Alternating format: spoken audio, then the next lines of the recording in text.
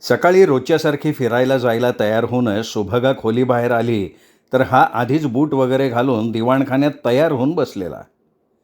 तिला बघून प्रसन्न हसला. Good morning. समोरचं दार बंद आहे म्हणून वाट बघत बसलो मी. अरे मग आवाज द्यायचा ना. रोज मी एकटीच जाते ना म्हणून जरा उजाडलं की मग बाहेर पडते. तुम्हाला आधी चहा हवा आहे का? नाही नाही, मी फिरून आल्यावरच चहा घेतो. चला मग. बोलता बोलता सुभगानं पायात बूट चढवले आणि भिंतीवरची किल्ली घेऊन समोरचं दार उघडलं. हवेत चांगलाच गारठा होता. स्वेटरवर शाल लपेटली होती तरी बाहेर येताच गारठा जाणवला. तिने कानाभोवती शाल गुंडाळून घेतली. बाहेर अजून चांगलं उजाडलेलं नव्हतं. पाखरांची किलबिल सुरू झाली होती. फाटक उघडता शेरू वाघ्या त्यांच्या आधी पळत बाहेर पडले. उगवतीच्या दिशेनं जायचं का? मी रोज तशीच जाते. क्षणाक्षणाला उजळत जाणारी पूर्व दिशा आणि कणाकणानं वर येणारा सूर्यदेव बघताना विधात्याच्या चमत्काराचं कौतुक वाटतं. जगाच्या उत्पत्तीपासून अव्याहतपणे चाललेला हा सोहळा नजरेसमोर साठवताना मनात अद्भुत भावना भरून येतात. त्याचं वर्णन नाही करता येत. अवर्णनीय असतं नाही सगळं. चालायचं? अरे आपण चालतोच आहे की. बोलण्याच्या नादात लक्षातच नाही आलं माझ्या. तो मूकपणे तिला तिच्या उत्साहाला निरखत होता. मंद हसू त्याच्या चेहऱ्यावर पसरलं होतं. लहान मुलाच्या भाबडेपणानं ती बोलत होती. तो मात्र आजूबाजूची शेतं, झाडं झुडपं, किलबिलणारी पाखरं, नजरेला अगदी समोर दिसणारी आकाशभर पसरलेली लाली, हळूहळू वर सरकणारा सूर्य, हवेतला गारवा आणि तिचं ते स्वतःशीच बोलल्यासारखं बोलणं, हे सगळं तो एन्जॉय करत होता. सूर्य चांगला वर येईपर्यंत ते चालतच राहिले. नंतर मात्र परत फिरले. सुभगा खूप उत्साहात होती. आजवर तिच्यासोबत असं कुणीच फिरायला नसायचं आणि एकटी कोणाशी बोलणार? शिवाय तिला जे बोलायचं असायचं ते ऐकून घेणारं माणूसही तसंच हवं ना. आनंदच्या दृष्टीनं तिच्या मनात येणारे सगळे विचार म्हणजे शुद्ध पोरकटपणा. आनंद आणि त्याचं काम एवढंच आनंदचं विश्व. स्वप्नाळू कविकल्पनांना, हळुवारपणाला त्याच्या आयुष्यात काही स्थानच नव्हतं. त्याला तो मूर्खपणा वाटायचा. वृक्ष व्यवहार तेवढा त्याला ठाऊक होता. त्यातच तो रमायचा. म्हणूनच लग्नानंतर सुभगा असलं काही बोलायला लागली, आपल्या भावना तिने व्यक्त केल्या तर तो शुद्ध वेडेपणा वाटायचा त्याला. मग तिचं बोलणं खुंटायचं. सुरुवातीच्या असल्या अनुभवांनी ती शहाणी झाली होती इतक्या वर्षात. त्याला हवं तसं आणि तेवढंच बोलायची सवयच लावून घेतली होती तिने स्वतःला. पण आज मात्र तिला हवा तसा, म्हणजे तिचं बोलणं कौतुकानं ऐकून घेणारा किंवा ती बोललेलं कळणारा, ते समजून घेणारा श्रोता मिळाला होता. त्यामुळे बहुतेक तिला किती बोलू आणि किती नाही असं झालेलं असावं. त्यांनी फाटक उघडलं तेव्हा ती भानावर आली. अरेच्या, घरी येऊन पोचलो की आपण. आज मला वाट कळलीच नाही. तो तसाच काही न बोलता मंद हसत आत वळला. काकींनी स्वयंपाकघरात चहाची सगळी तयारी लावून ठेवली होती. सगळं आवरून त्या घरी गेल्या होत्या. रोजच्यापेक्षा आज परतायला बराच उशीर झाला होता. सुभगाने आल्या आल्या पटकन चहा ठेवला. चहा बिस्किटांचा ट्रे टेबलवर ठेवला. पाणी ठेवलं. सकाळचं कोवळं ऊन खिडकीतून आत आलं होतं. त्यांनी देव्हारा उजळून निघाला होता. मागच्या दारी लावलेला कुंदाचा वेल नुसता बहरला होता. फुलांचा मंद सुगंध हवेत दरवळत होता. चहासाठी त्याला बोलवायला सुभगा वळली तर तोच आत आला. क्षणभर डोळे मिटून त्यांनी भरभरून श्वास घेतला. जणू देहाच्या कणाकणात तो सुगंध भरून घेत होता. त्याचं ते रूपसुद्धा डोळ्यात साठवून घ्यावं असं होतं. वा, काय सुगंध दरवळतोय. मन प्रसन्न झालं एकदम. मी आत्ता आवाज देणारच होते. या, चहा लगेच गार होईल. चहाचा एक घोट घेताच त्यांनी मनापासून दाद दिली. वा, मस्त. थंडीच्या दिवसात सकाळी सकाळी असा आलं घातलेला गरमागरम चहा मिळाला की मग सगळा दिवस कसा मस्त जातो. मन प्रसन्न होतं एकदम. दिवस प्रसन्न जायला चहाच लागतो असं नाही. माणूस प्रसन्न हसमुख असलं की दिवस चांगला होऊन जातो. पण आजूबाजूची माणसंही तेवढीच हसमुख आणि प्रसन्न असायला हवीत ना. त्याच्या बोलण्याचा रोख तिला कळला. तिला लाजल्यासारखं झालं. हे असं का होतंय आपल्याला? तुमचा हा बंगला फार सुंदर आहे बरं का. बाहेरून तर छानच आहे, पण आतून बघायची इच्छा आहे. दाखवाल? अहो त्यात काय, चला. खालचं सगळं तुम्ही बघितलं आहे आणि वर तुम्ही झोपलेला होतात. हां, पण इकडे तिकडे भटकलो नाही हां मी कुठे. हात लावलेला नाही मी कशाला. अहो तसं नव्हतं मला म्हणायचं. चला वर जाऊयात आपण. वरच्या प्रशस्त खोल्या, त्यातलं इंटिरियर फार सुंदर होतं. प्रत्येक खोली बघून तो पसंतीची दाद देत होता. शेवटी वरचा मनोरा बघून तो हरखूनच गेला. वाह! दाद द्यायला पाहिजे बरं का तुमच्या रसिकतेला. अहो मला कसली दाद देताय? माझ्या लग्नाच्या आधी बांधून घेतला ह्या बंगला आनंदनी. त्यांच्या धंद्यानिमित्त बाहेरची बरीच मंडळी यायची. त्यावेळी गावात आजच्यासारखी चांगलं राहायची सोय नव्हती. त्यासाठी गेस्ट हाऊस म्हणून बांधला हा बंगला. वाह वाह! खूप रसिक दिसतात तुमचे मिस्टर. अगदी चुकीचा समज झाला आहे तुमचा. ही सगळी कमाल आर्किटेक्टची. सगळं इंटिरियर वगैरे त्यांनी केलं आहे. एकदा त्याच्याकडे सोपवल्यावर आनंदने ढुंकूनही इकडे बघितलेलं नव्हतं. माणूस विश्वासातला होता म्हणून बरं, आणि आनंद पक्के व्यवहारी म्हणून फसवले गेले नाहीत इतकंच. पण खरोखर फार चांगलं आणि सुंदर काम झालं इथे. मी तर पहिल्यांदा बघून फिदाच झाले या बंगल्यावर. खूप आवडतं मला इथे. माणसांच्या नसले तरी सतत निसर्गाच्या सानिध्यात असते मी इथे. पाखरांची सोबत असते कायम. बंगल्यासमोरच्या या मोठमोठ्या झाडांवर उजाडल्यापासून दिवस मावळेपर्यंत पक्ष्यांचा अव्याहत कोलाहल सुरू असतो. कंटाळा आला की गच्चीत त्यांच्यासाठी दाणे टाकायचे आणि त्यांना ते टिपताना बघत बसायचं. वेळेचं भान राहत नाही. कंटाळा तर अगदी लांब पळून जातो. तो कौतुकानं तिचं बोलणं ऐकत होता. बोलता बोलता तिने त्याच्या चेहऱ्याकडे बघितलं तर तिच्यावर त्याची नजर रोखलेली. ती पुन्हा गप्प झाली. नजर खाली वळली. अहो थांबलात ना, बोला की. किती छान बोलताय तुम्ही. खरं तर तुम्ही काहीतरी लिहायला हवं. सहज जमेल तुम्हाला ते. तेवढा वेळही आहे तुमच्याकडे. तुम्ही सुद्धा चांगलं बोलता, मग नक्कीच तुम्ही लिहित असणार. आणि या भटकंतीत तर अनेक विषय मिळत असतील ना तुम्हाला? हां, विषय तर भरपूर मिळतात. लिहावं असं भरपूर डोक्यात साठलं आहे. त्याची टाचणंही करून ठेवतो. जेव्हा ही भटकंती सोसेनाशी होईल तेव्हा सगळं आठवून लेखन करायचं ठरवलं आहे मी. हां, तशी 2-3 पुस्तकं आहेत माझ्या नावावर. अय्या हो, वाचायला हवीत ती पुस्तकं. तिच्या नजरेत कौतुक दाटलं होतं आणि ते बघून तो सुखावला. किती निरागस लहान मुलासारखं मन आहे हिचं. हिच्याशी मैत्री चांगली होईल आपली. तो आपल्या विचारात गुंगला. टेबलावरचा मगाचचा चहाचा पसारा आवरून ती नाश्त्याच्या तयारीला लागली. तोही वरच्या खोलीत बहुधा आंघोळीसाठी वगैरे गेला. नाश्त्यासाठी भाजणीच्या थालीपीठाचा गोळा भिजवून ठेवून ती सुद्धा आंघोळीला गेली. ती परत आली तेव्हा माळ्यांनी रोजच्याप्रमाणे टोपली भरून फुलं देवाऱ्यासमोर आणून ठेवली होती. ओल्या केसांना गुंडाळलेला पंचा काढून तिने केस थोडे कोरडे केले आणि देव्हाऱ्यासमोर आसन घालून ती बसली. नंदादीप निरांजन लावलं. त्या मंद शांतवणाऱ्या प्रकाशात देव्हारा उजळून निघाला. पूजा करून तिने भरपूर फुलं देवांना वाहिली. बाकी आजूबाजूला लावून देव्हारा सजवला. गुलाब, शेवंती, कुंदा वगैरे फुलांनी सजलेला देव्हारा बघूनच प्रसन्न वाटत होतं. त्या फुलांचा आणि चंदनाच्या अगरबत्तीचा मिश्र सुगंध खोलीत दरवळत होता. शांत मनानं हात जोडून ती देवासमोर डोळे मिटून बसली होती. तिने अंगभर साडीचा पदर लपेटून घेतला होता. पाठीवर रोळणारे काळे कुरळे केस जमिनीला टेकले होते. त्यातून टपकणारं पाणी एक एक थेंब माळेतून मोती ओघळावा तसं खाली पडत होतं. 4-2 केसांच्या बटा उन्हाळ मुलासारख्या वाऱ्यानं इकडं तिकडे उडत होत्या. तो बाहेर जाण्यासाठी तयार होऊन खाली उतरला. गळ्यात कॅमेरा, डोक्यावर गॉगल अडकवलेला. तिला बघून तो येता येता जागेवर थबकला. तिचं ते रूप अनिमिष नेत्रांनी बघत राहिला. तिच्या चेहऱ्यावरचा भक्तिभाव, तन्मयता त्याला एखाद्या साध्वीसारखी वाटली. स्वर्गातून भूतलावर अवतरलेली ही एखादी आपदग्रस्त अप्सरा तर नाही. आपल्या मनात येणाऱ्या विचारांना थांबवून त्यांनी तिची छबी आपल्या कॅमेऱ्यात बद्ध केली. त्या कॅमेऱ्याच्या क्लिक आवाजानं विचलित होऊन तिने वळून बघितलं.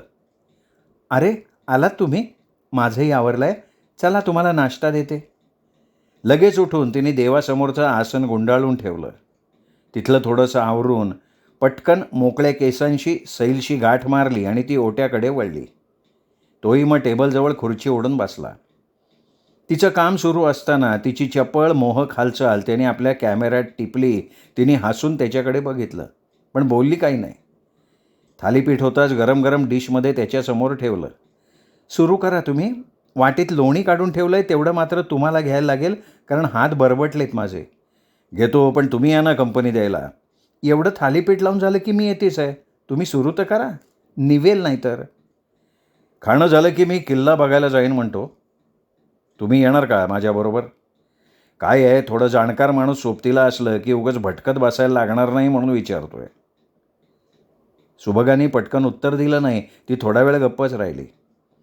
तिने थालीपीठ काढलं, प्लेटमध्ये घेतलं आणि दुसरं तव्यावर लावून ती प्लेट घेऊन त्याच्यासमोर येऊन बसली. तुम्हाला वाटत असेल की भटाला ओसरी दिली तर हा चांगले पाहताय पसरतोय, पण तसं नाही आहे बरं का. तुम्हाला आवडलं नसेल तर सामान घेऊन निघीन मी. तसंही निघणारच होतो, उगाच तुम्हाला त्रास नको. तसं असतं तर कालच मी तुम्हाला राहायला नको म्हटलं असतं. थोडीफार माणसं मलाही ओळखता येतात. बरं, मग काय ठरवलं आहे तुम्ही? येणार का मला गाईड करायला? नाही म्हणजे तुमची काही हरकत नसेल तर मला आवडलं असतं तुम्ही बरोबर आलेलं. तिने एकदा त्याच्यावर नजर रोखली आणि लगेच वळवून म्हणाली, हो येईन की. नाहीतरी घराबाहेर पडून बरेच दिवस झालेत मला. आणि हां, या बाजूला जेवणाचं असं काही मिळत नाही. आधी बोलला असता तर आणखीन 4 थालीपीठं लावून घेतली असती. मग घ्या ना करून, तोवर मी बाहेर वाचत बसतो, तुम्ही आवरा पटापटा. सुरुवातीला त्याच्यासोबत जावं का नाही जावं हा विचार तिच्या मनात आला होता. पण पुन्हा तिने विचार केला की काय हरकत आहे त्याच्यासोबत जायला. इतर लोक येतात तेव्हा जातोच की आपण. ती कुठे आपल्या ओळखीची माणसं असतात. हां, पण त्या माणसांचा काहीतरी संबंध असतो. पण हा असा अनाहूत अनोळखी, जावं का नाही? पण कालपासनं आपण बघतोय की त्याचं वागणं. कुठेही वावगं वागलेला नाही आहे तो. कुठलाही गैरफायदा घ्यायचा प्रयत्न केला नाही त्याने. सभ्य, घरंदाज दिसतोय. किती मोकळं, स्वच्छ वागणं आहे त्याचं. कुठेही लटकेपणा जाणवला नाही. उलट वाटतच नाही आहे की यापूर्वी कधी आपण याला भेटलेलो नाही. हां, मध्येच नजर लावून बघतो खरा, पण त्या नजरेत आत्तापर्यंत तरी कौतुक आणि कुतूहलच दिसतंय. एकदाही वखवक, लालसा दिसली नाही. डोक्यात उलटसुलट विचार चाललेले असताना तिने निर्णय घेऊन टाकला होता. भराभरा ती तयार झाली. खायचं प्यायचं बरोबर घेऊन अर्ध्या पाऊण तासात ती बाहेरही पडली. माळीबुवांना सूचना देत असताना वाघ्या, शेरू सारखे पायात घोटाळत होते. त्यांना माळीबुवांच्या स्वाधीन करून तिने फाटक बंद केलं. तो स्टिअरिंग धरून तिची वाटच पाहत होता. तिने नेसलेल्या फिक्या गुलाबी रंगाच्या साडीवर बारीक बारीक फिक्या निळ्या, पिवळ्या आणि गडद गुलाबी रंगाची नाजूक फुलं होती. फुलांच्या मधून इवली इवली हिरवी पानं डोकावत होती. गडद गुलाबी रंगाचा ब्लाऊज तिच्या गोऱ्या दांडात रुतून बसला होता. ओलसर केसांचा सैल शेपटा पाठीवर रुळत होता. ती येऊन बसताच तिने लावलेल्या पावडरचा, गुलाबाचा मंद सुगंध त्याने श्वासात भरून घेतला. हसत तिच्याकडे बघून त्याने मनापासून दाद दिली. वा, तुमचा चॉईस खरंच खूप सिंपल आहे, छान आहे. आणि छान दिसताय तुम्ही या गुलाबी साडीत. तिच्या गालावर एकदम लाली पसरली. खूप लाजल्यासारखं झालं तिला. अशी मोकळी दाद आनंदने आजवर कधीच दिली नव्हती. आणि असली तारीफ कुठल्या बाईला आवडणार नाही. खुश होऊन तो ड्राईव्ह करत होता. रस्त्याच्या कडेला अधनंमधनं मार्ग दाखवणारे फलक लागलेले होते. शिवाय सुभगा होतीच सांगायला. अर्ध्या तासात गाडी किल्ल्याच्या मुख्य दारासमोर पोहोचली, पण पुढे मात्र चढून जायचं होतं. तशी फारशी चढाई नव्हती. शिवाय चढायला बऱ्यापैकी पायऱ्यासुद्धा होत्या. वर चढून जाताच मात्र मन प्रसन्न झालं. थकवा पडून गेला. थंडीचे दिवस असल्यानं तसाही फारसा थकवा आलेला नव्हता. हवा ही छान सुटली होती. उंचावरून आजूबाजूचा सगळा परिसर नजरेत भरत होता. सगळीकडे छान हिरवगार होतं. बर्फी कापून ठेवावी तशी चौकोनी छोटी छोटी हिरवी शेतं, लांबवरची छोटी छोटी गावं, कुरणात डोंगराच्या उतरणीवर चरणारी जनावरं, त्यांच्या मागे फिरणारी गुराखी पोरं, सगळं खेळण्यातल्यासारखं छोटं छोटं सुंदर दिसत होतं. सुभगा एक एक जागा त्याला दाखवत होती. ते पाहून नंतर तोच पूर्वी कुठे काय असावं याचा बरोबर आराखडा सांगत होता. त्याचा त्या गोष्टीतला भरपूर अभ्यास, छोट्या छोट्या गोष्टीतलं त्याचं खोल निरीक्षण, त्याची सांगण्याची शैली, हे सगळं बघून सुभगा थक्क झाली होती. यापूर्वी कितीदा तरी ती इथे येऊन गेली होती, पण आजवर जे संदर्भ तिला कळले नव्हते ते आज तिच्या लक्षात येत होते. ती ठिकाणं बघताना त्यामुळे तिची दृष्टीच बदलली. बघताना नव्या जाणीवा झाल्या तिला. इतिहास बघावा कसा, मनात कसा जागा करावा, याचं नवीन भान तिला मिळालं. तिने कौतुकानं त्याच्याकडे नजर टाकली. चालण्याच्या श्रमानं कपाळावर हलके घर्मबिंदू जमलेले, चेहरा रापल्यासारखा तांबूस झालेला, डोक्यावरच्या टोपीतून चुकार केसांच्या बटा कपाळावर कानांवर आलेल्या, वाऱ्याच्या झुळकीनं त्या इकडे तिकडे उडत होत्या. डोळ्यावरचा गॉगल जरासा घसरून नाकावर आलेला, गळ्यात कॅमेरा, खांद्यावर बॅग. गमतीशीर तरीही राजबिंडा दिसत होता तो. ती त्याच्याकडे बघतच राहिली. काहीतरी सांगायला तो वळला आणि तिचं त्याच्याकडे एकटक बघणं त्याच्या लक्षात आलं तशी ती वरमली. पटकन तिने आपली नजर दुसरीकडे वळवली. असं कसं आपण परक्या पुरुषाकडे बघत राहिलो? ती एकदम गप्पच झाली. जरा वेळ दोघंही शांत झाली. झाडाच्या पानांची सळसळ आणि वाऱ्याचा आवाज तेवढा येत होता. कितीतरी वेळ ती दोघं मौन पाळल्यासारखी किल्ल्यावर भटकत होती. जेवणाची वेळ होऊन गेल्यानं आजूबाजूची प्रवासी मंडळीही पांगली होती. सगळेही तसेही वरवर बघून समोर सरकणारे. एवढं खोलवर शिरून फार कमी लोक बघतात. म्हणून थोड्याच वेळात ते मौन त्याला असह्य झालं. काहीतरी बोलून सुरुवात तर करायलाच हवी होती. पोटातल्या कावळ्यांना शांत करायला हवं बरं का. फार आरडाओरडा करायला लागलेत. भटकताना लक्षातच आलं नाही. बघितलं का, घड्याळात 3 वाजायला आलेत. अगं बाई, हो खरंच की. चला इथे झाडाखाली बसून आधी खाऊन घेऊ. पण एक मात्र खरा, पोटात फारसं काही नव्हतं म्हणून आपण एवढे भटकू शकलो. जेवल्यावर असं भटकणं नसतं झालं. त्यांनी लगेच तिच्या हातातली छोटीशी डब्याची बॅग घेतली, खाली ठेवली. आपल्या पाठीवरची बॅग काढून त्यातून एक फोल्डिंग चटई काढली. झटक्यात सरळ करून ती मोकळ्या जागेवर अंथरली. छान आहे चटई. नेहमी बरोबर ठेवता? हां, ठेवावी लागते. कधी कधी मोकळ्या आभाळाखाली चांदण्या मोजत रात्र काढायची वेळ येते, तेव्हा सगळा सरंजाम ठेवावाच लागतो गाडीत. अहो, गाडीत प्रवासी बॅगेत फर्स्ट एडपासून अंथरुणापर्यंत सगळं काही घेऊन फिरायला लागतं. चला, पोटातले कावळे चिडलेत बरं का. तिने डोक्यावर बांधलेला स्कार्फ काढून बॅगेत ठेवला. वाऱ्यानं उडणारा पदर बांधून घेतला. बॅगमधला डबा काढून मध्ये ठेवला. प्लेट्स काढल्या. त्यात थालीपीठ, लोणचं, थोडासा चिवडा, चकल्या घालून प्लेट त्याच्यासमोर केली. अरे बापरे, एवढं? बरंच काही घेतलं की तुम्ही खायला. थालीपीठं वाढवत बसले असते ना तर आपल्याला उशीर झाला असता, म्हणून मळलेलं पीठ होतं त्यात भर नाही घातली. पण छान मस्त झालं हे सगळं. हे असं घरचं खाणं फार क्वचित लाभतं मला. मी तर चांगला ताव मारणार आहे. तसंही कालपासून तेच करतोय मी, नाही का? त्यात काय एवढं, हवं तेवढं खा, भरपूर आहे. सुभगाच्या सैलसर घातलेल्या शेपटातून केसांच्या बटा सुटून आल्या होत्या. त्या वाऱ्यानं उडत होत्या. एका हातानं ती सारखी त्या बटांना सावरत होती.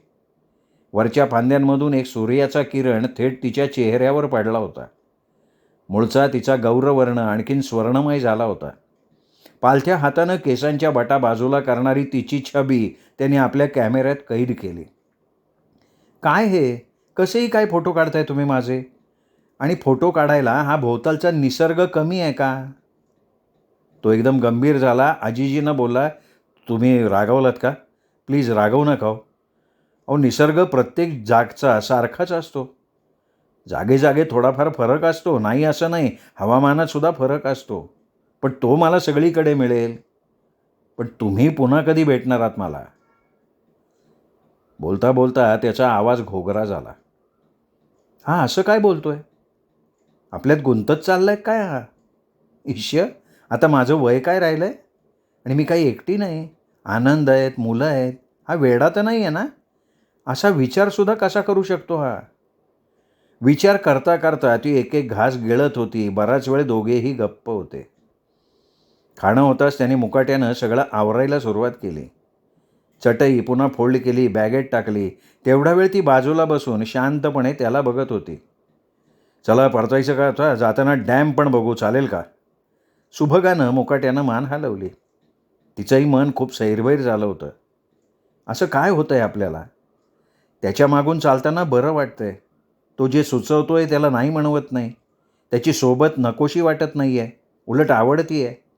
त्याच्या असण्याचं दडपणही वाटत नाही आहे. हा सगळा अनुभव तिच्यासाठीही नवीन होता. आजवर असा अनुभव तिच्या वाट्याला कधी आलाच नव्हता. नेहमीच नीरस जीवन जगत आलो आहे आपण. 2 दिवस मनाजोग्या पोटभर गप्पा मारून घेतल्या, आवडीनं थोडी भटकंती केली तर बिघडलं कुठे? कधी तर माणसाला आपल्या मनासारखं जगावंसं वाटणारच ना. त्यात गैर काय? आनंद सतत इतके फिरत असतात, आपण तरी कधीच त्यांना काही विचारत नाही. पण तेही आपल्याला विचारतील असं थोडंच आहे. आपलेच संस्कार आड येतात प्रत्येक वेळी. परक्या पुरुषाबरोबर भटकताना आपलंच मन आपल्याला खातंय.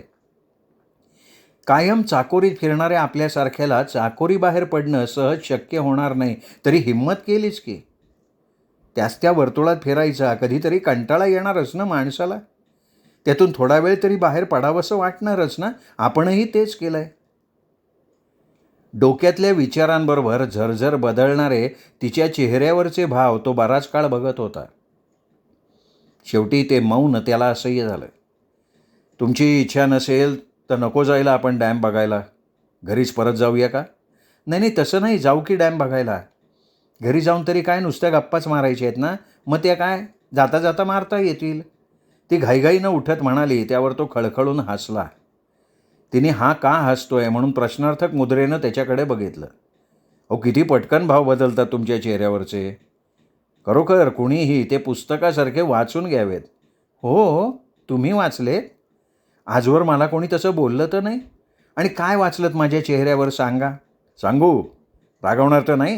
हो, त्यात काय रागवायचं आहे, बोला. तुम्ही माझाच विचार करत होतात.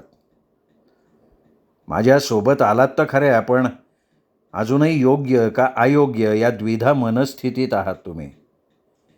एक मन नाकारतंय, पण एकाला माझी सोबत आवडतीये. खरं आहे का नाही?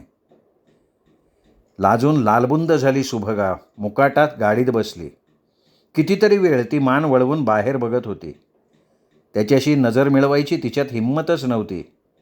डॅमच्या रस्त्याला गाडी वळली. तिला काही सांगायची गरजच पडली नाही. तिची नजर मागे मागे जाणाऱ्या दृश्यावर असली तरी मनात खूप खळबळ माजली होती. हा माणूस मनातलं नेमकं कसं ओळखतो? भटकत असतो हा सारखा. यांनी काही सिद्धी वगैरे तर नाही मिळवली ना? असेल कदाचित, म्हणून तर दुसऱ्याचं मन वाचू शकतो. वशीकरण पण जाणतो का काय? माणसाला आकर्षित करून घ्यायची कला अवगत दिसते याला.